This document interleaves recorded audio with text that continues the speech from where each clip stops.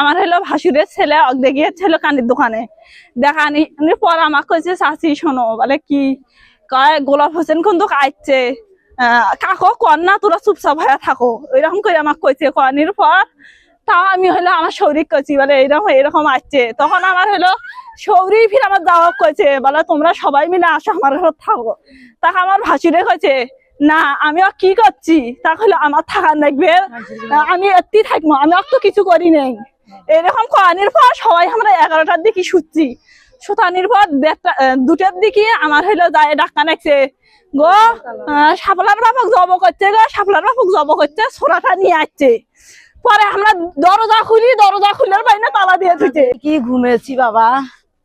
11টার দিকে ঘুমিয়ে তখন ঘুমের সাথে অল্প পরে তখন ওই যে ঘের ঘের ভাঙছে তা আমি আলোটা দিয়ে আমি দৌড়েছি বলে আচ্ছা সমস্যা কি হলো প্রেশার উঠলো না আমি প্রেশার ওলা মানুষ তো গেলাম নয় প্রেশার ওঠে নাই দরজাটার এই একটি যেই গেছি তখন দৌড়েছি